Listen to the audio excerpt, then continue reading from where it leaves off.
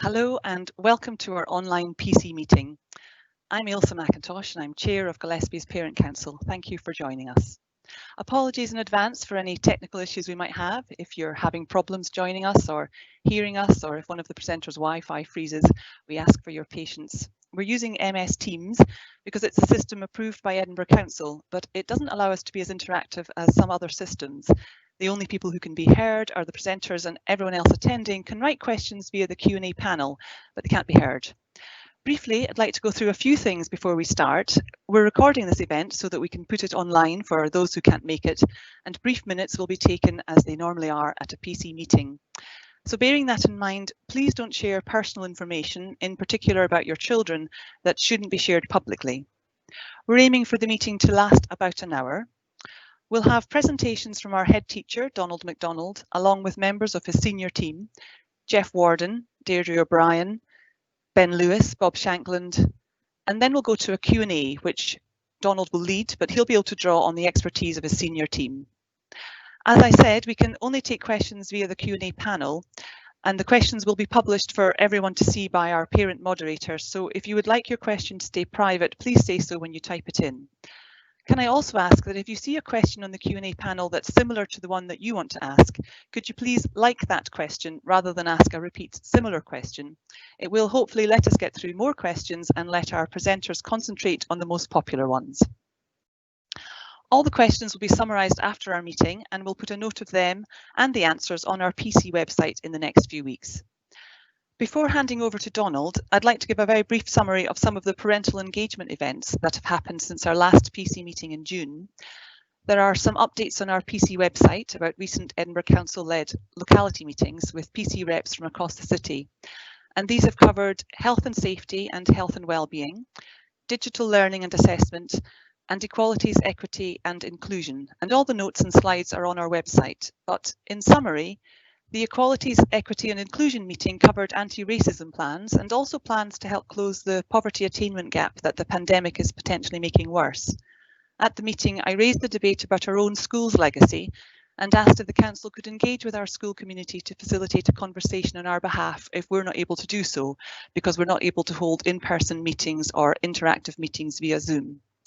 Anne-Marie Proctor, the Council's Children and Families Equalities Lead, confirmed that the Council is in the process of setting up an independent review group to review the city's monuments, street names and statues, and the legacy of James Gillespie could be considered as part of the remit of that group. Edinburgh Council has asked all schools to write their own Equalities Action Plan, addressing anti-bullying and prejudice with a particular focus on racism and racist incidents. More training has been introduced for all education staff and will be required as professional learning, and there are plans to offer training for parents and carers too. Edinburgh Council is also looking at recruitment and how to increase diversity in staffing, and is looking at the whole curriculum in the light of the Black Lives Matter movement.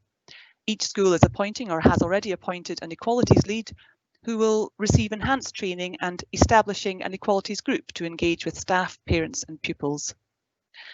At the Digital Learning and Assessment meeting, officials said that Edinburgh Council has contingency learning plans in place, has been developing training for teachers in blended learning, and are also looking at videos for parents to help them support children with blended learning should it be needed. Schools have been asked to appoint digital leaders and develop a digital learning strategy, and Edinburgh Council has written a responsible user protocol which, once signed, will enable live video lessons should they be needed. A number of digital learning resources were suggested, and these are all on our PC website under the news section.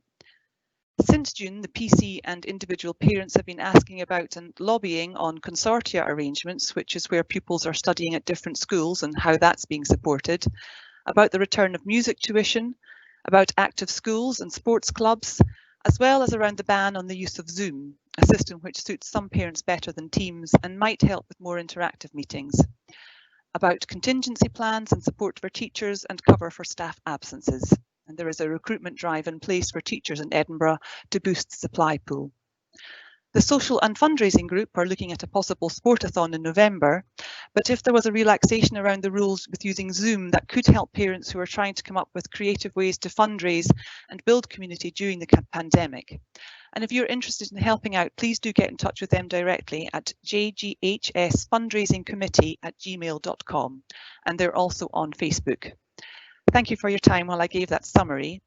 Just before handing over to Donald, I'd like to thank him and his senior team and all the staff and teachers at our school for everything that they have done and everything that they are doing to keep the school open and the school community safe. These are not easy times, and their dedication and professionalism is much appreciated. So I'm going to hand over to Donald now for his update. Thank you, Donald.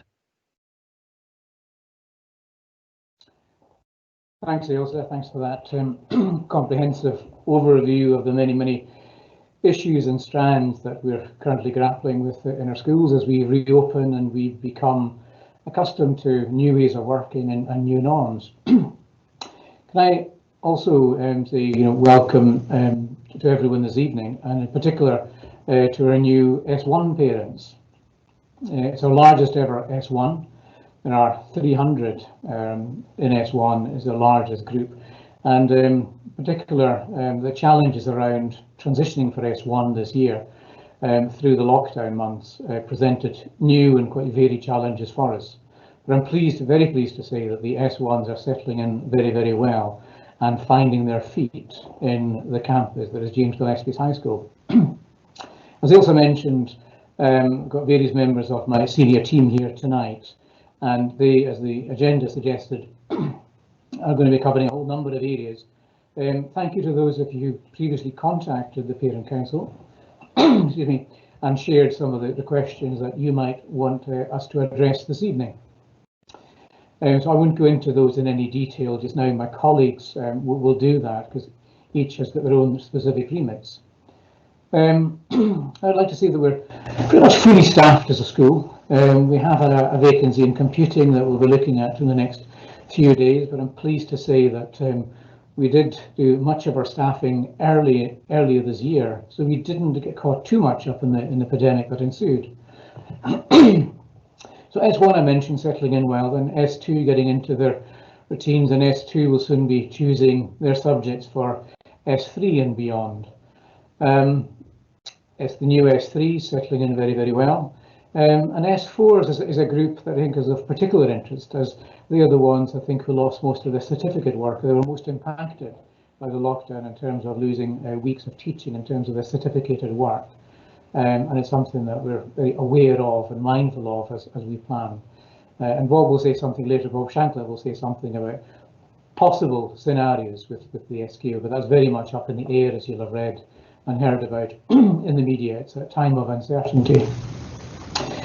S5 and S6, the S5s, they did have exams last year, but of course, sorry to start again, the S5s did not have exams when they were in S4. The new S5, then, hoping that they will have some exams this year.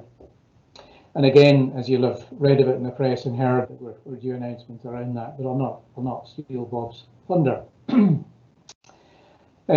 Clearly, this is a very busy time for the S6. There's almost 200 of them, a good number of whom are intending to go to university, aiming for university, and all the work around that is busy at this time of year, and teachers, particularly pupil support leaders, are very busy actively supporting them. They'll be coming up to the pupils who will be writing personal statements and so on and so forth at this time. So overall, I would say we've had a relatively smooth start to the term, all things considered. We didn't enjoy the benefits that we normally have in June in terms of covering a lot of the admin work. We changed timetable. All of that was condensed into the first 2 or 3 weeks of this term. And I can say without any hesitation that it was extremely busy and it was challenging. And huge thanks to you, the parents, for your patience through that, and the team, the fantastic team I have around me for getting through all of that and doing it professionally. There are signs that we're now settling into our routine. It's a different routine to what we had before, but I'm very pleased with the way things are going. We have had 2 positive cases in the school. They were about a week apart, and the NHS team that we work closely with on closer investigation and doing the tracing and the contacting, they're convinced that they weren't related, and I'm pleased about that.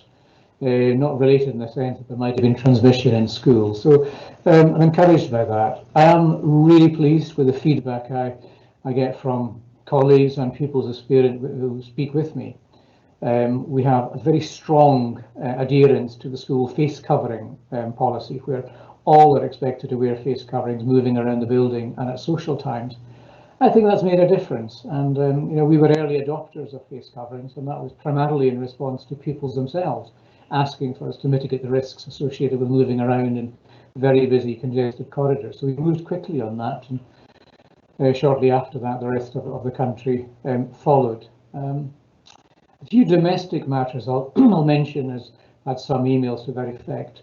Wet weather arrangements. We had more than our fair share of wet weather in the first 2 weeks starting back, but to reassure parents, the pupils are allowed inside during wet weather. We have designated areas, which minimises the amount of transmission that could take place across different year groups. But they do have designated areas in the school. But a lot of our youngsters, regardless of the weather, choose to go to local shops and cafes, etc. Many of whom, I notice, tend not to wear coats. That's just the way of being a teenager. They tend not to wear coats, but they are very sensible and responsible. Also, make mention that some parents have contacted me in regard to the classrooms might be a little bit chilly as we go into the winter months. It will be our policy to have windows open to maximise circulation, so we would ask our young people that they wear coats and a bit of extra clothing during the winter. We feel that is a price worth paying for increased circulation and less likely then of virus transmission. So as I said to begin with, then there is uncertainty ahead. We are planning, we're looking ahead to next year. Indeed, this afternoon I met with my senior team to have a look at some of the strategic priorities we have in the year ahead, and that includes GALIC, that includes increasing roles, that includes additional staffing, that includes restructuring. In terms of staffing, we'll have an additional pupil support leader coming in, and that necessitates a change of remits in our school. So much to do and much lies ahead, and we'll pick up on some of these things in the questions that come later. So at this stage, I'm going to just hand over to my colleague Deirdre O'Brien, who's going to talk a bit about learning and teaching.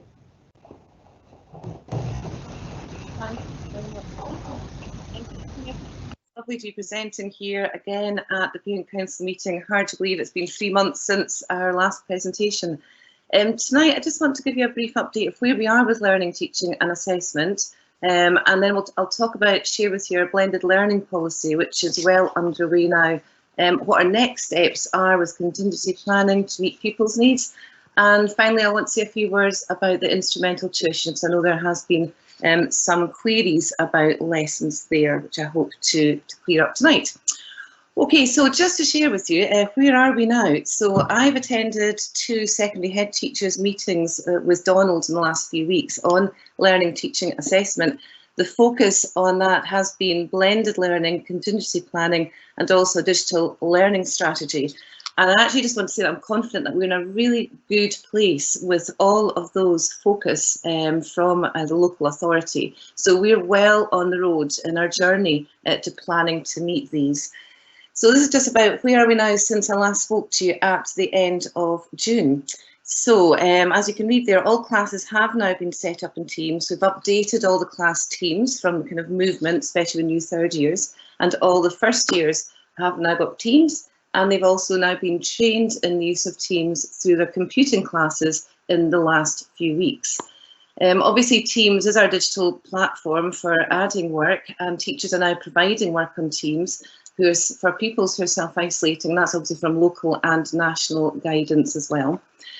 However, just please note that practical subjects may not be able to provide work if they're doing a practical lesson and they don't have anything particular to put on that class team, but they will do when they get to the relevant work. As I mentioned earlier, the contingency planning is really well underway at Gilliespies. We have a finalised blended learning policy, which I'll share some details in a minute with you. And a digital learning strategy also has been shared with all staff. So we're really ahead in our planning at the moment. And I know Jeff will say more on digital strategy. Staff identify, I know this was an area of concern, staff are identifying any gaps in learning, and they're planning to meet these through a variety of measures. And these measures are learner dialogue, lots of summative and formative assessment, which is assessment in class through maybe written assessment, but also through self and peer assessments, through individual and group dialogue as well. And they're also looking at the restructuring the delivery of content of courses in order to revisit some outcomes that were obviously that they missed during the lockdown. However, I must stress that we can't revisit and meet all the outcomes that were obviously missed through the school closure, but staff are doing their very best to take the really pertinent and relevant outcomes to meet these in class, so pupils do not lose out on their learning. I also want to let you know that we've conducted across the whole school a pupil online learning audit through computing and key adult. And really that is to identify certain pupils who need further targeted support if we were to adopt a blended learning plan. So that's really helpful in forming our planning for the future. And also to see how learners actually found learning at home, again to inform our practice in the future and to make improvements. And I'm analysing that data at the moment, and it's been really informative. So I'll be sharing that with all staff and key adults shortly. We're continuing to train staff. That's been a key part of our focus in digital learning. So we're using Edinburgh Learn's professional pathways and webinars, and also our very own digital learning, our strategy team. And I know Jeff will say more about that. So just to give you a little bit more context about blended learning, so we know that the best way to support young people through this period of change and uncertainty is through supportive relationships with adults. Now that's our key focus on our return. I really want to emphasise that. We're really working hard to promote a climate in which our young people do feel safe and secure, and we are being very sensitive and responsive to everybody's well-being, and we're planning to meet these individual needs. So that is a key focus in our blended learning plan. Our approaches to online learning are developing over time. We've made huge inroads since March with the use of Team and our online learning, and we're continuing to do so. And if obviously local lockdown measures and social distancing were to be introduced, blended learning will certainly add a different complexion to the home and school learning and teaching. And again, the pupil audit that I've conducted in analysing the data for will really help to identify, plan and improve. A blending learning policy we implemented in the eventuality of a local lockdown. So that's in case of reduced number capacity of pupils attending school or large numbers of pupils self-isolating. So we're really planning to meet those needs, and we will take guidance from the local authority before we implement. But the blended learning plan or policy has actually now been completed. So it's really just to say, for those who may be unsure about what blended learning is, it really is just, as it says, it's learning in person, so class-to-class teaching, and also involving online learning as well. And it's used almost universally within higher education and colleges, but this is obviously something we have to plan for in the current circumstances. So it'll be a mixture of tasks set by the teacher for learners to complete in their own time and live interactions at school. And there are normally two common blended learning models, which is a direct approach, which is teach content in class and the learners consolidate and apply at home through online learning, or the other approach, which is a flipped learning approach, which some of you may be aware of, which learners are starting the content at home and they draw and build on this in class. And really we're being flexible with those approach because faculties will adapt the best model to suit their needs and their curriculum. So the aim of our blended learning policy is, as it says, to achieve very high quality learning teaching assessment through a blended learning model, and to ensure that all pupils and staff have provision to online learning, and to ensure that our school values of respect, kindness, integrity, inclusion and high expectations are at the forefront of any planning. Now, just to give you a bit of context, this has been developed with a group of staff with myself since June, so we've been planning for this for quite a while.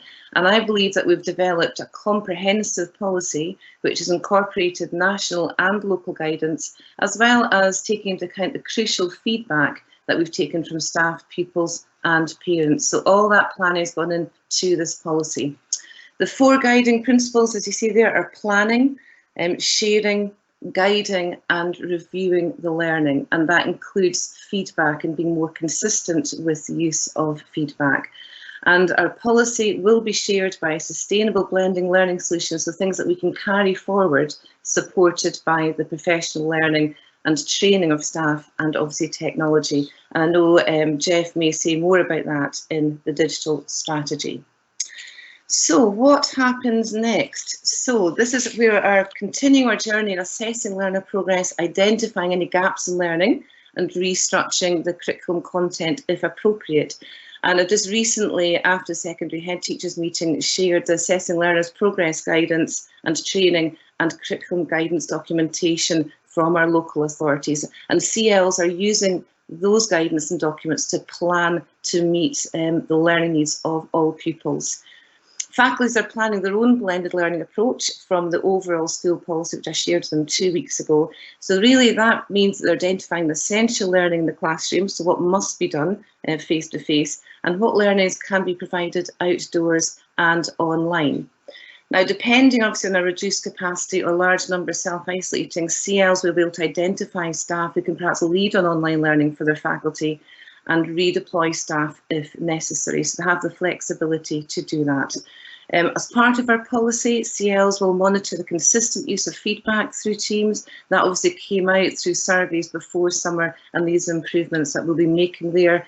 And also using the pupil audit data to offer the targeted support for certain individuals, and also to inform the planning for future online teaching. So we're in a really good place at the moment for planning for improvements. Finally, we're going to continue to share good practice. We're identifying staff at the moment throughout school who's skilled in the use of Teams and who can support their colleagues and faculties and share best practice.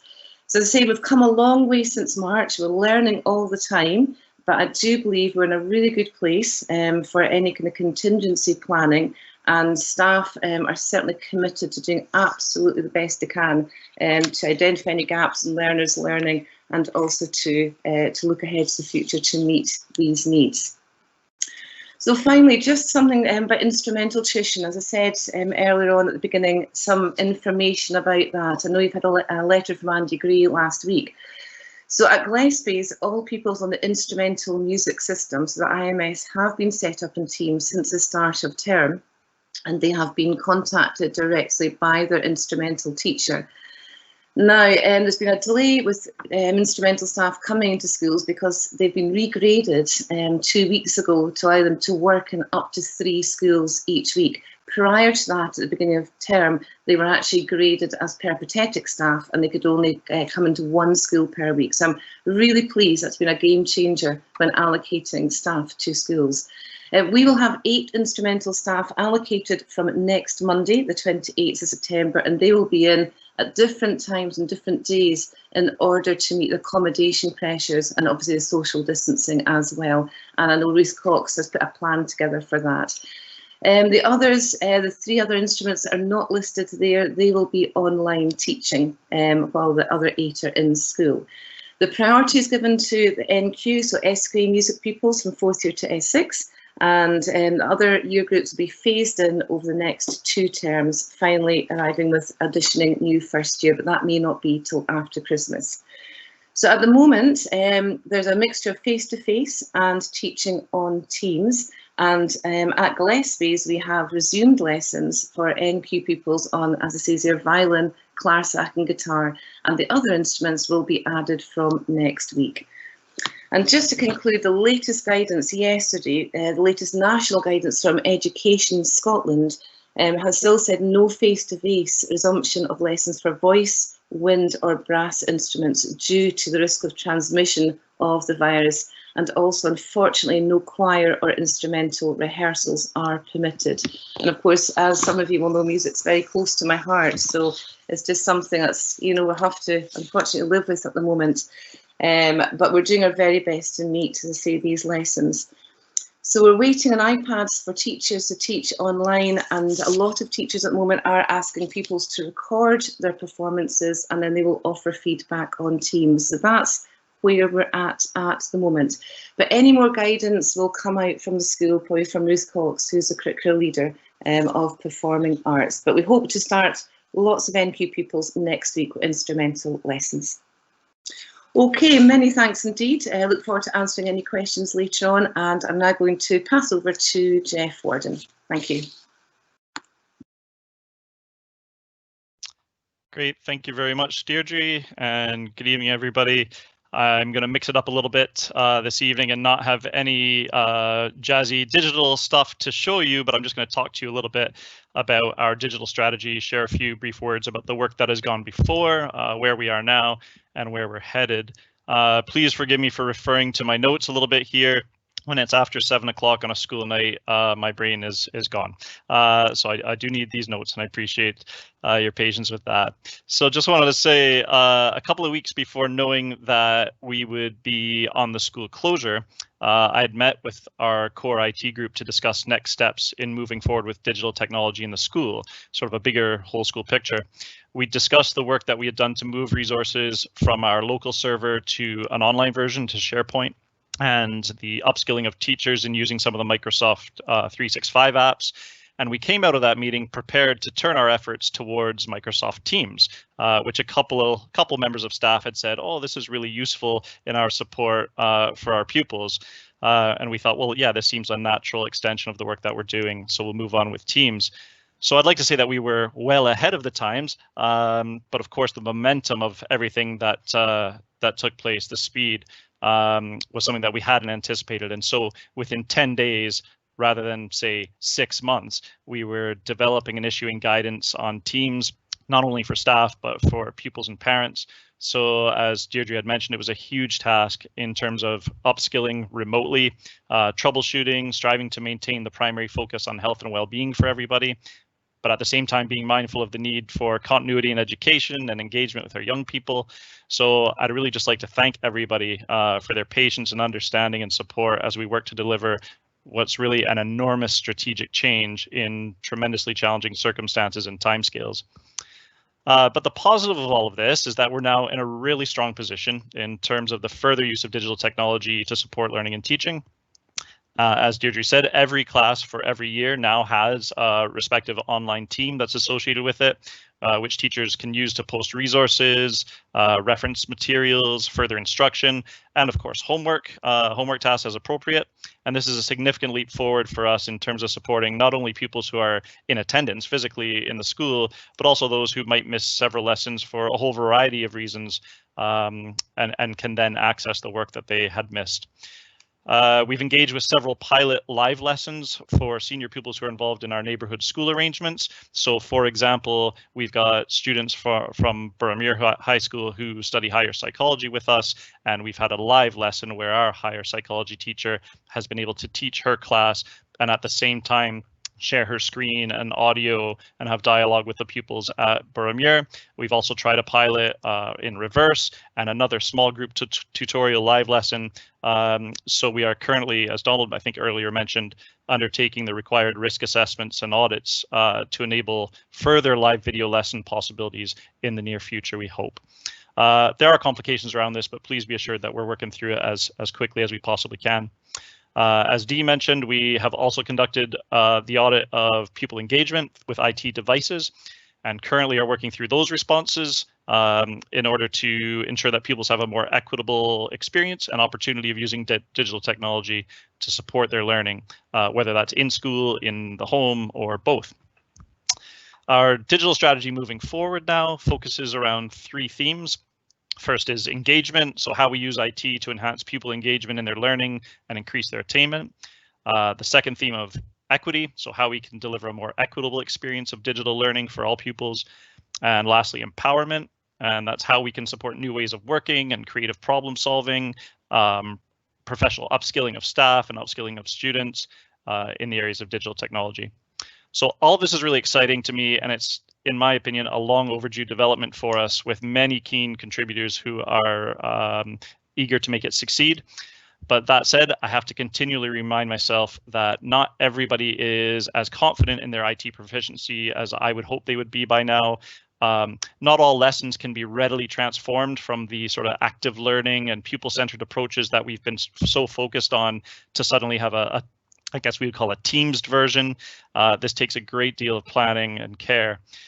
Not every lesson will have sort of Teamsable, new verb, homework, but we're working on this with our teachers for more consistency. And our digital lead, Frank Carstairs, He's providing a wealth of guidance and support so they can better support their pupils in this respect with homework. We'll continue to focus in the coming weeks and months on raising confidence for staff and pupils, and further bespoke training within the faculties, such as appointing the digital leads we spoke about in every faculty across the school, who can share good practice and troubleshoot for staff and pupils within their faculties. And we'll also be exploring how we can provide teaching for parents in regards to digital technology, but where we can also learn from yourselves to support what we're trying to do in school. So all of that said, please be assured that we are very, very much on this, but still learning and making good progress.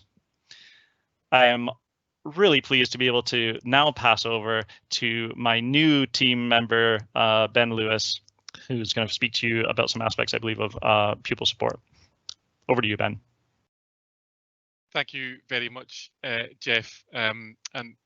So, hi everyone, my name is Ben Lewis and I'm replacing Ian Porter as one of the deputies here at James Gilliespies High School. He's currently the acting head teacher at Craig Royston High School covering maternity leave, and we wish him the very best there. I've worked in the school for the last 7 years as a curriculum leader of mathematics, and I'm also actually a former pupil, but I'm not going to tell you when I was at the school in order to hide my age.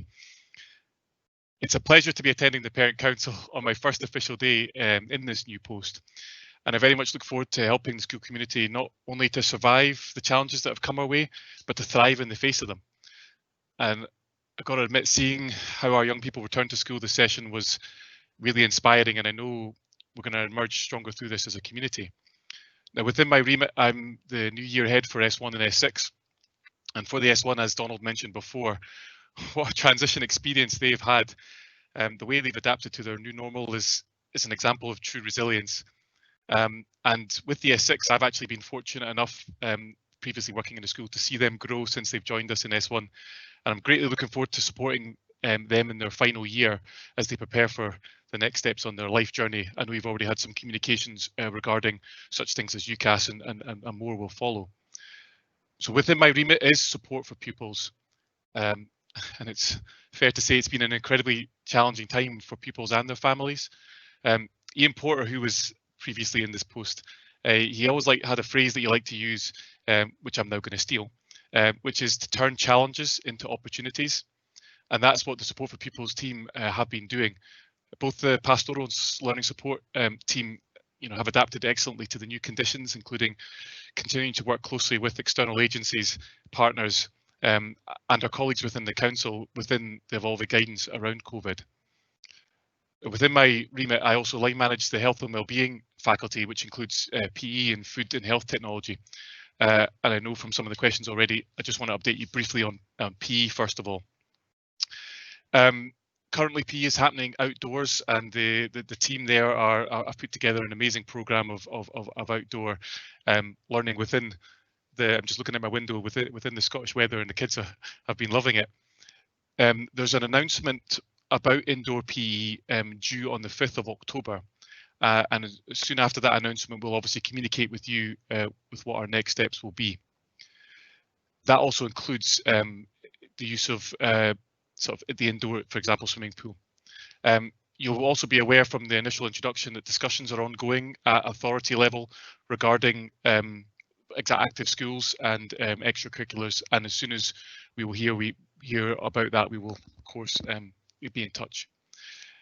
The food and health technology team have been able to start cooking this week. The government insist on clean aprons, amongst other things, for every lesson. So you hopefully had a communication last week, just basically giving you a bit of a steer on that, including what we hope is that pupils can bring their own aprons where possible to school. I'd like to say I've had an amazing first day, and I really look forward to working to improve the health and well-being of pupils throughout my time in this post. And with that, I'm going to pass on to my colleague, Bob Shankland. Thank you very much.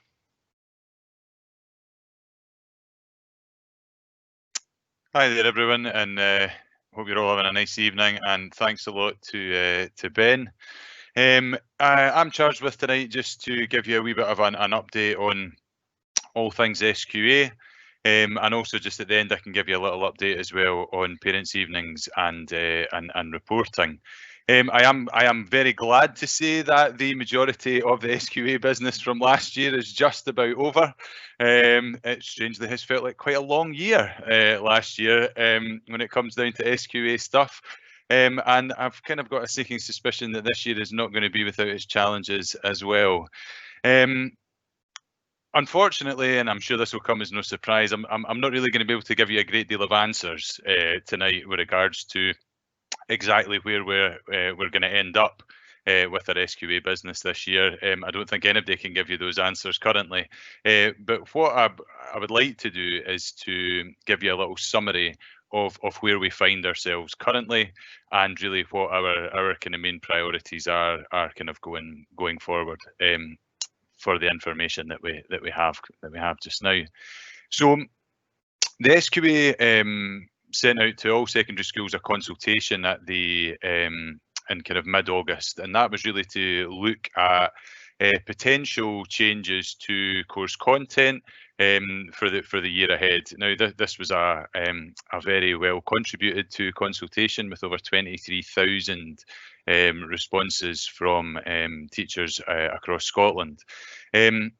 This was completed in the last week of the penultimate week of August, and the original plan was that this was going to be fed back, or the results of this consultation were going to be fed back to schools at the start of September. Now this consultation, we are still to hear what the outcome of this has been, and that's at the bequest of, I believe, the Scottish Government, and it's mostly because they are waiting to hear the results of the review of last year's model for certification, or the review that went into last year's model for certification done by Mark Priestley of Stirling University, and we believe that the results of that review are going to be coming imminently, I think within the next week, and then we are being told at this point in time that we will hear some definitive news from the SQA about where they're moving with this year's model for certification, and ultimately with our plans for exams and the such like by the start of October. So we are told before the October holidays. I was in a meeting earlier on today, an online meeting with our SQA liaison manager, and a lot of that was about talking about potential future scenarios and kind of brainstorming solutions to how the SQA can support schools, or possibly better support schools in dealing with this, and to float a few ideas around about what potentially might be happening in the future. As I say, unfortunately, no solid information has come out of that, but it's really now for us as a school just about working towards what the model for this year is going to be, by ultimately, first of all, covering as much course content as we can in the time that we have, and obviously during that as well, having a very keen eye on gathering as much evidence as we can about how students are performing at the levels in which they're studying, because I think that would be fairly remiss of us if we didn't, given where we were last year with a model for certification. I know a lot of people will be wondering about prelims. It is, I would say, a fairly hot topic of discussion currently. And again, unfortunately, it's something that I can't give you a great deal of guidance on. I mean, under the current guidelines in which we're working within the school, prelims as we know it are not logistically possible. So we are obviously thinking a lot and working a lot to try and look at different ways of gathering evidence, and that featured very highly in my discussion with the SQA today. Was about making sure that the SQA can give to schools very directed guidance on exactly the types of evidence that they're going to be looking for in this year's model of certification. In some ways, we were very lucky last year that prelims had already happened before the school closed, so we had, you know, a good strong body of evidence behind us. It's going to be interesting in the coming weeks and months to see where we go with this, but as I say, come the start of October, we should hopefully have a better idea as to exactly what the SQA's plans are for certification this year. Now, finally, just before I hand back to Ailsa, I wanted to talk briefly just about parents' evenings and reporting. Again, a topic that I'm sure a lot of people want to know about what we're doing as a school and where we're going forward, or what we're doing going forward with this. As a school working time agreement group, we were discussing reporting and parents' evenings a couple of weeks ago, and at that time the only guidance that we had from the City of Edinburgh Council was that we couldn't have any in-person parents' evenings until at least January 2021, and really no workable model to be able to do virtual meetings. But just last week we were informed that we now have a workable platform in which to potentially organise virtual parents' evenings. So over the next couple of weeks, I would hope that I've got a schedule of parents' evenings and reports that we will be aiming to deliver for you guys as parents over the remainder of the academic year. So definitely keep your eyes out for that. That's really all I have to say for the time being. So I'll just hand back to Ailsa, and I believe that we're going for a Q&A. Thank you. Thanks, Bob. And thanks for all the helpful updates. Things are constantly changing, and I appreciate that actually it's very difficult to give exact answers at the moment. Bearing that in mind, I'm sure Donald will do his best to do that as we go to the Q&A panel. We'll aim to get through as many questions as we can by about 8 p.m. or thereabouts, and any unanswered questions will be captured, and we'll put a response to them and all the other questions on our PC website in a couple of weeks' time. So I'll hand you over to Donald, who will lead us through the Q&A panel. Thanks, Donald.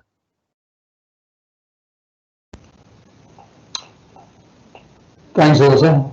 Can I just get a thumbs up that I'm audible? Yep. Okay, what I'll do is I'll put in the questions where there are more than 10 thumbs up, indicating there's quite a bit of interest in that area.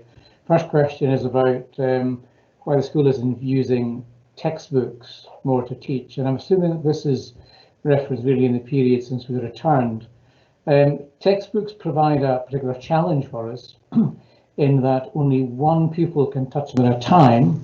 We're using guidelines here. The book then has to go into quarantine for 72 hours, Zoom for the virus that would have been sitting on that then to disintegrate, so it's not then transmittable.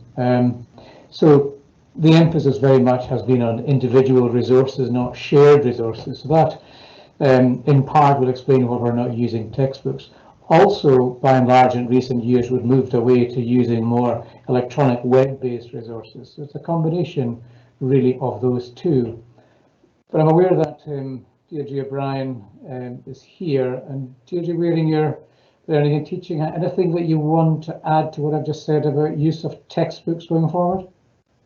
Yeah, so we discussed that at the start of term with staff, and we obviously agreed that we couldn't use textbooks and share textbooks.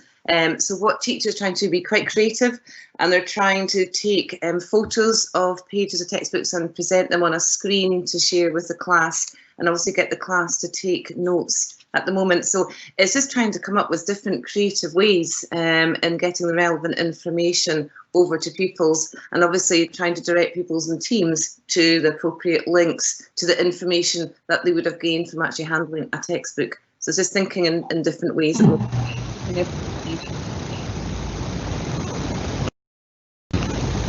Thanks, Deirdre. Moving on, if I may, then, to mitigation for the various scenarios possible with pupil self-isolation. For example, a child in S4 is in school all year without having to take any time away, and another has been repeatedly self-isolating. It's a new scenario for us, and we will await clear guidelines from the SQA as to how we might respond to youngsters, because there will be quite varied attendance patterns, not just within our school, but across other schools as well. But it's something that we're mindful of, and I'd urge, if there are any parents out there whose child is in that category and you're concerned, please contact your child's pupil support leader so that we can be alert to it and possibly put in any steps at this stage that might be helpful. Now, in regard to extracurricular clubs, the likes of music, sport, etc., mention was made of that in the presentation, so we're happy to leave that at the moment. Things are evolving and changing there. Children being allowed outside at break and lunchtime. Can the school reassure us that this will continue throughout the winter? The answer to that is yes. It's clear it's Scottish Government policy guidelines to us, the schools, that would aim to do that. Clearly, it's a judgment call as to when it's too cold, too wet, but we'd prefer that they're outside. We've had a fair share of the very wet weather, so we can see what's coming our way, but we'll intend that they continue to be outside as much as possible through the winter months. A question there also about a query about handouts and using more handouts. So that's something that I know that Deirdre will be keen to feed back. It's something that's popular. Attention drawn to the science teachers, in particular using handouts. What I would say is that our intention is to have more and more of our materials made available through Teams, which pupils have access to, but parents don't. And as Jeff and Deirdre mentioned earlier, Teams is now the default method by which we share resources with pupils. A question about Zoom. I don't know the answer to that. I think the earlier question why we're not using Zoom was more to do with security. And that may be one that Parent Council can take up with the Council, because I agree with what was said earlier. The more accessible we can make this forum for parents, the better engagement and the better and stronger we'll be as a community for that. So perhaps it's something that the Parent Council can take up with the Council. Parent-teacher consultations, Bob spoke about that earlier in terms of what we might be doing there. So it's a case of watch this space in terms of guidance evolving, and there'll be a discussion to be had in terms of the balance between having an online, it will be a maximum of 5-minute meeting, or a more detailed report with narrative.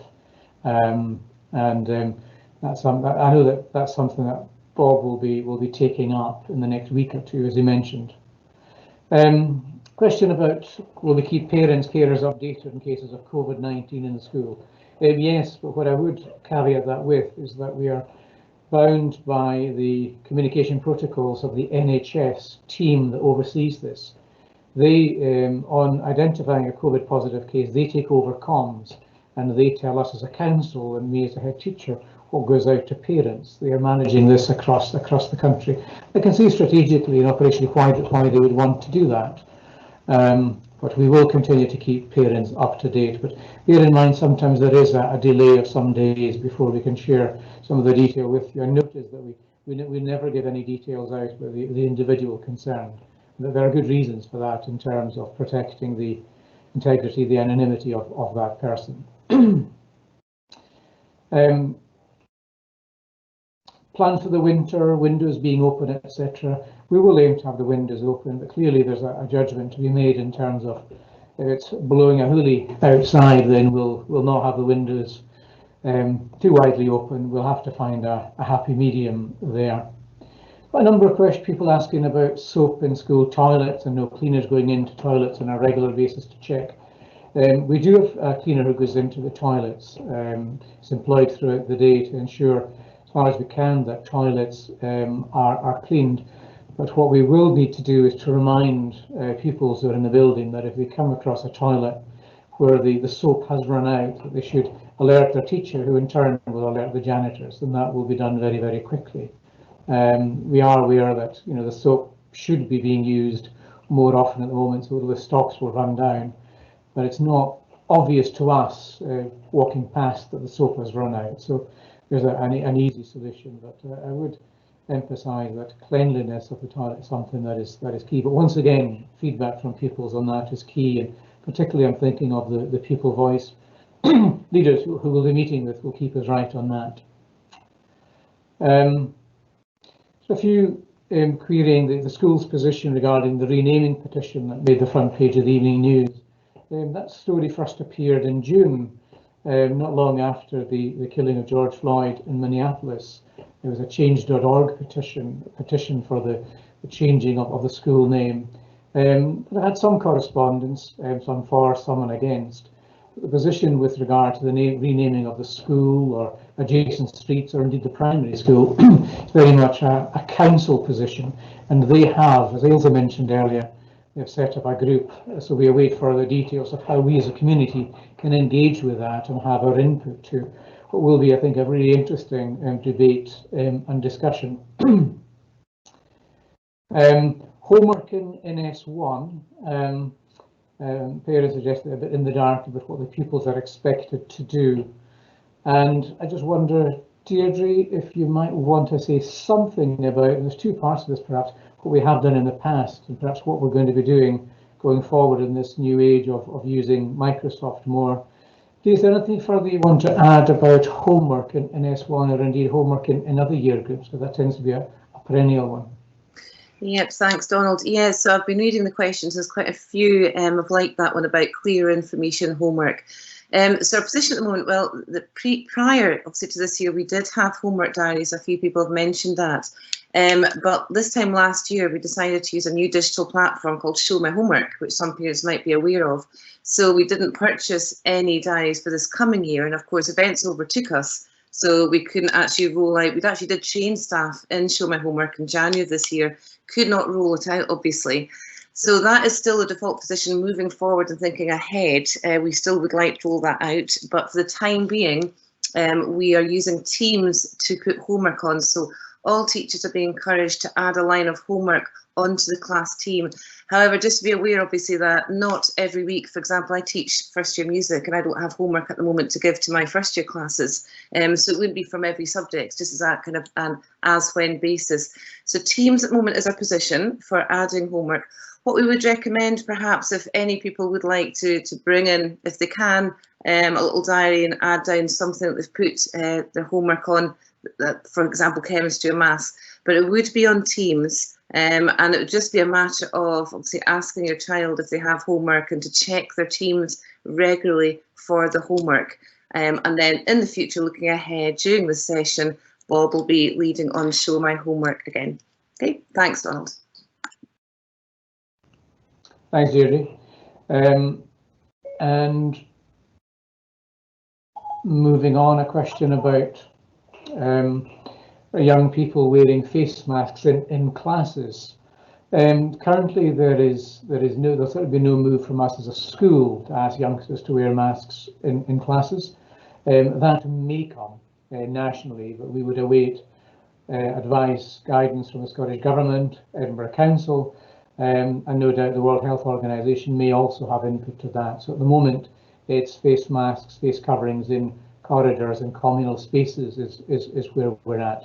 But of course, youngsters, if they choose to wear a mask in class, that's absolutely okay, they can do that. And some choose to do that because they know they're sitting close to some pupils who have increased levels of anxiety, or indeed sometimes members of staff. So some youngsters choose to do that, but it is voluntary at this stage. But so we'll just have to monitor that and just watch how that goes. A question also on healthy eating, fizzy drinks and snacks, etc. And it may be that the emphasis currently is more on carrying or taking your food and grab and go, and it may be that there has been a slight change in emphasis. I'm not entirely sure. I'll look out for that when I'm in around the dining room.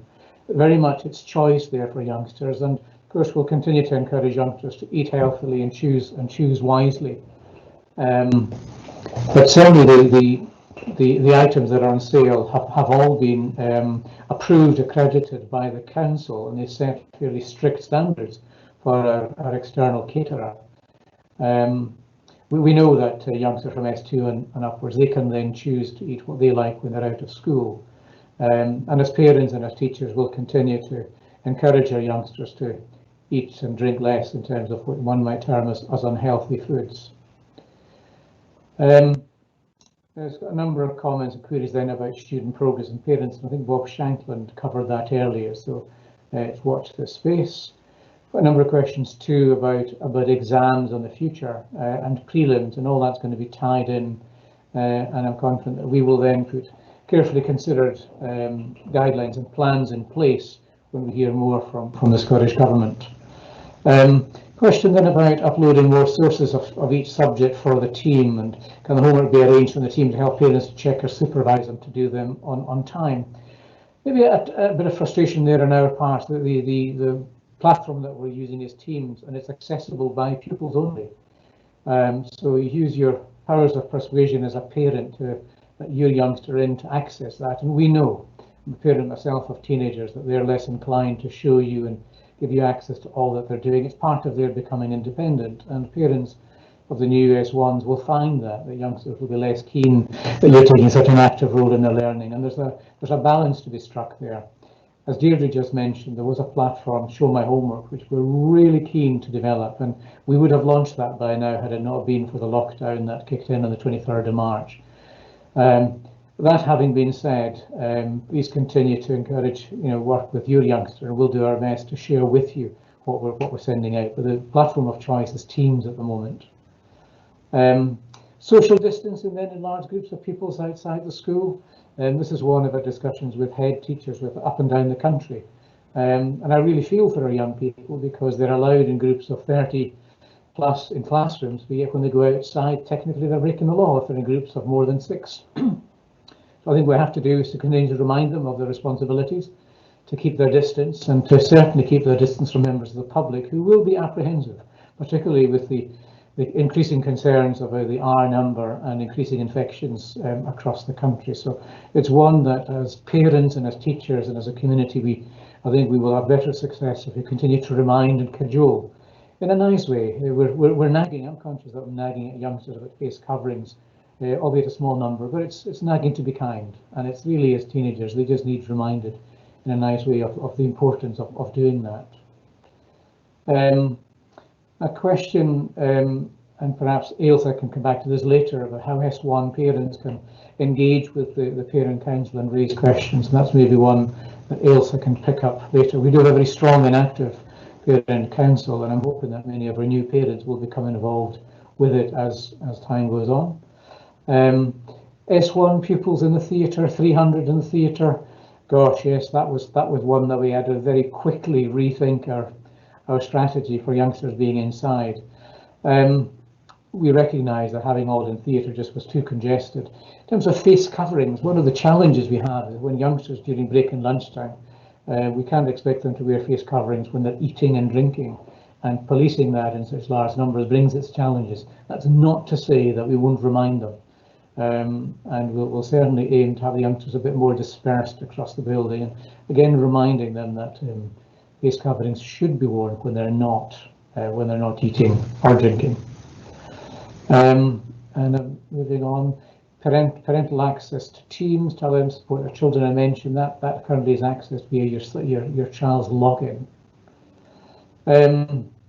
Homework has been mentioned, and again, if there are further questions, we can come back to that. A lot of comments about thanking teachers, Gilliespies, for the calm and professional way of dealing with the COVID-19 pandemic. So thank you for that.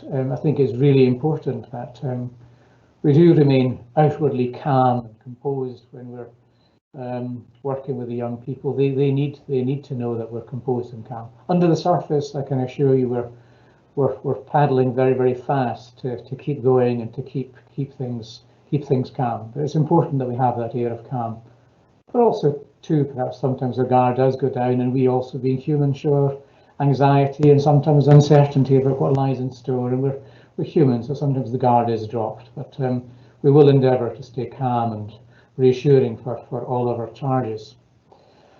A question about youngsters who are self-isolating and as support for learning needs and struggles to learn from a screen in the home environment. And wondering what support might be there to support that youngster relative to others. And I wonder, Ben, in your first day in post, becoming an expert in all matters of support for learning, anything you want to add to that, Ben, in terms of what further we can do to support youngsters who are self-isolating perhaps and may need a little bit of extra support as they would ordinarily have that in the school setting? Yes, thank you, Donald. Yeah, although today was officially my first day, I was lucky enough to be in several meetings last week with people from the council and the Support for Learning team to discuss just that. So we're looking to put plans in place about how we can support pupils with additional support needs. And what I would say is that if a parent has any specific things they want to bring up, if their child ends up in that situation that we haven't addressed, please just fire the school an email and we'll look into it. Thank you, Ben. I'm scanning through some of the other questions that have got a number of thumbs up.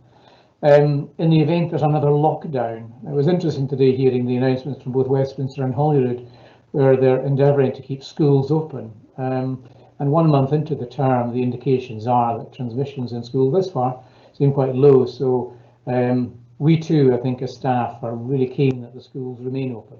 However, we are considering what our contingency might be in the event of a lockdown. And I could really bring in any of my colleagues here. But I just wonder, Jeff, if there's anything further you might want to add about how we might further develop IT in terms of supporting learning and teaching in the event of it could be a partial lockdown or indeed a whole lockdown. Not too much to say at this point, but I suppose it's important for people to know that we just recently completed an audit, a survey put to us by City of Edinburgh Council, specifically about devices and pupil access to appropriate devices. We talked a lot about whether or not students could access work from home, and many of them said they did have a device, but that was in essence a smartphone, perhaps, which we've come to learn really isn't the best way for pupils to engage with the work that is being set. So the survey that we had to submit to the council really seeks to address pupils within our school who we think may need further support with access to a device if we were in another school closure situation. That was all the information for that was submitted just last week, and they're collating the need from all of the schools across the city, and then will be coming back to us with their plan for how they can support us, specifically with IT devices. Hopefully that's a bit of a help for now. Thanks, Ben. Ben, Jeff, thank you. Number of questions then about use of Teams and especially feedback. That was some of the early feedback we got in May and June, that feedback from teachers was quite varied across the school, and I know that it's something that we're working on, and it's related also to a question later on that the quite varied IT skills among staff, and this is something that we'll continue to emphasise with staff, the importance of giving feedback to youngsters. Now, point well made that it's quite demoralised for youngsters if they are submitting work and they're not getting feedback, so please be reassured that we'll make sure that top of our list for what we're going to be asking staff to do, that the feedback is really, really important to ensure that we continue to get good engagement. Question then about catch-up learning is necessary after lockdown, and that's a main part of what teachers have been doing in the early stages. What we'd asked them to do was not to get stuck in too quickly to all the learning and teaching and putting undue pressure on youngsters. There had to be a blend of catching up, covering work that would ordinarily have been covered through April, May and June, whilst also covering new work. So I would ask people just to be reassuring on that there will still be some catching up to be done, but certainly in the senior school, we'll be able to better plan that when we know clearly what changes will be made to the school syllabus, what's going to be examinable, whatever exams might follow. Further down the school, we feel that there's perhaps less pressure on us because the imminency of an examination isn't there. So, but please be reassured that that is something that is in our minds also in terms of just getting youngsters ready. Comment there in terms of Ms. Chola being selected as a member of staff is very strong in IT, and you're absolutely right.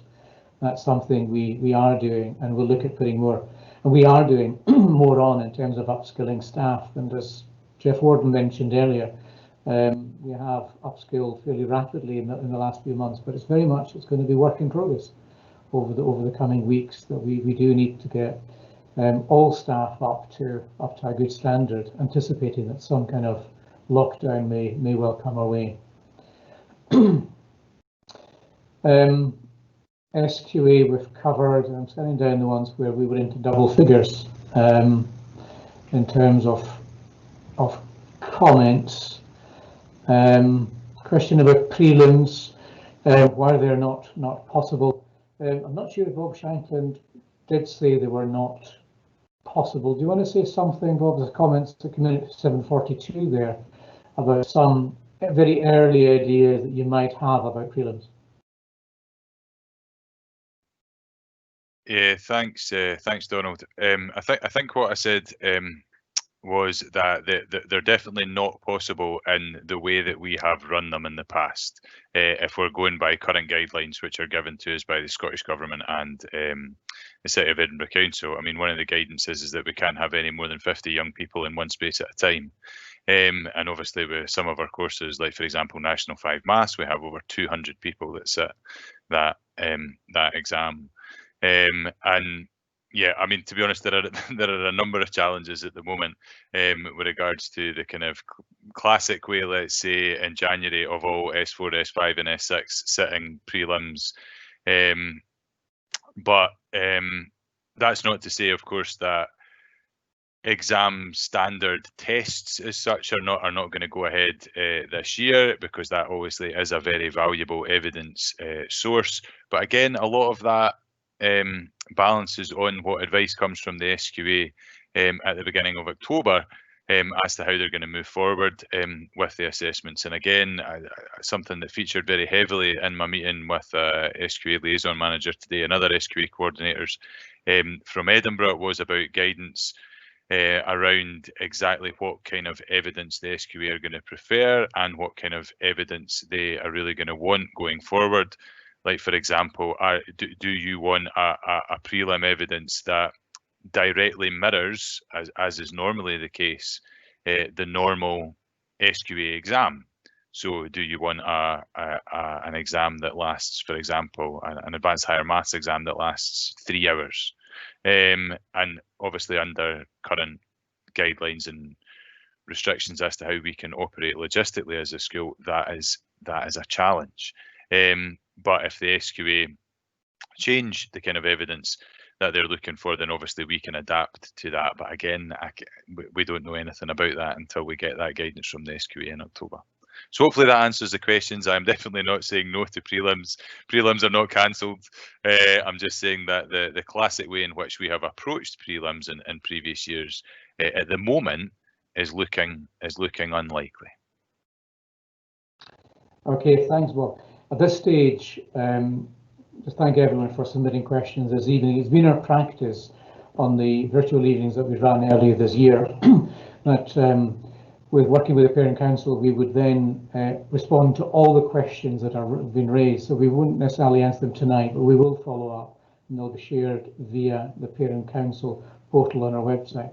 So at this stage, can I pass back to Ailsa? And Ailsa, if there's anything that you particularly wanted to cover tonight, great. Otherwise, over to you to sum up. Thank you, Donald, and thank you everybody else for all your time this evening. I think a lot of the questions that are emerging are ones which have come into the Parent Council, and I'm sure have come to yourself at the school as well.